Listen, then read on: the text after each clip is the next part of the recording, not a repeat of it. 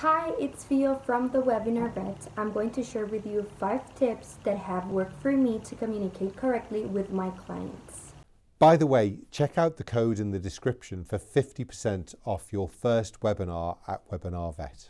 When I left university, I had little or no knowledge on how to properly communicate with my clients, so I hope that this video can help you improve your relationship and communication skills.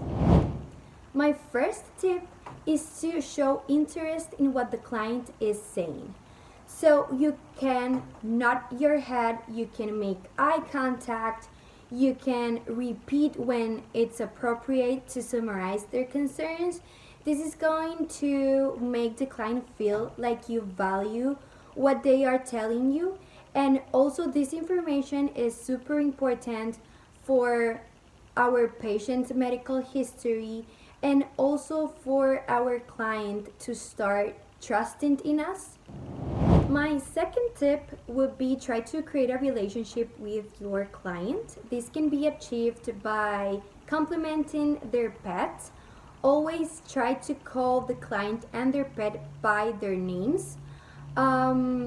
Also, a really good advice is try to not make a mistake about the gender's pet, and you can start conversation about topics that you and your client like.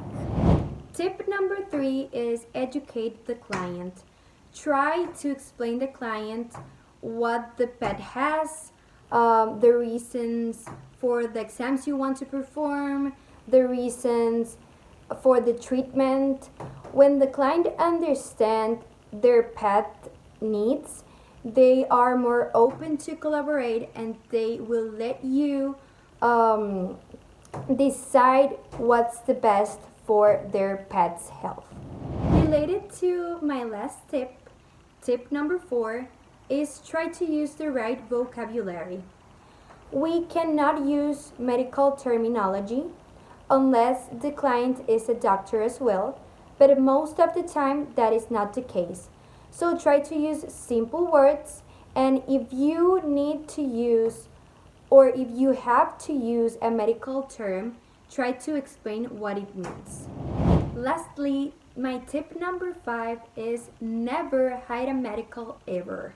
So try to have everything written down in a medical record. Try to fix it as quickly as possible, but also explain it to the owner as soon as possible. Hope you enjoyed the video and that the tips were helpful.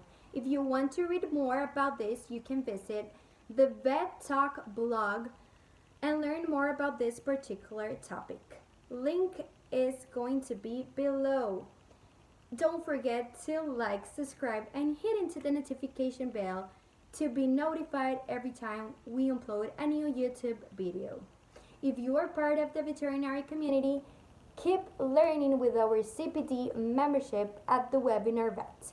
And if you are a vet student looking for veterinary resources, don't forget about Wikivet, our online free veterinary encyclopedia. Both are going to be linked below. See you in the next video. Bye bye.